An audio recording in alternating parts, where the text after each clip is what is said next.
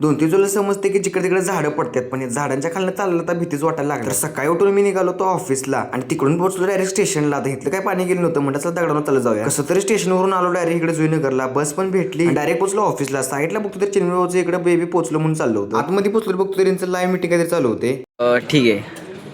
तर सकाळ सकाळी येऊन हा बादशाह इकडे यूट्यूब बघतोय आणि आम्हाला लोकांना वाटायचं ते तर नशीब आहे, CPU हटला इकडनं, नाही इकडे होतं. आम्हाला वाटायचं काम करतो हेडफोन टाकून. वंटा है अपना वाईटायला आहे, सब देख रहा है. यांची मजा घेऊन जरा इकडे मिरर मध्ये आलो तर मिरर काय पुसलाच नव्हता. तवर भेटला सिद्धू दादा. तो ऍक्टर असल्यामुळे वेगवेगळ्या प्रकारचे ऍक्शन करायला लागलेला. सागर भाऊ पण त्याला सांगत होते हे कर ते कर, मग काही सगळीच करायला सांगायला लागले. पण मला समजत नव्हती हा नक्की करतोय काय. अचानक पुढे बघतोय तर इकडे काचा फोडायला चालू होता केबिनची, कारण ते आधीच फुटली होती. मग आता ते चेंज करायचं टाइम झालं घरी जायचं. मग चिन्मय भाऊनी काही पॅन्ट वगैरे वर घेऊन रेनकोट घालायला चालू केला. रेनकोट डाला है और बैग नहीं डाली, पहले बैग डालना चाहिए था, फिर अलग ही लेवल. मग मी पण निघालो घरी. तर मला अचानक दिसले पुढे बाईकवर छत्री घेऊन काका. वारा तर एवढा होतो त्यांना छत्री आवडत नव्हती. काकांना काही काळजीच नाही पडली याची. चला ते जाऊ द्या, भेटू आपण नेक्स्ट व्लॉग मध्ये. तुम्ही तेवढं लाईक आणि फॉलो करून नक्की जावा.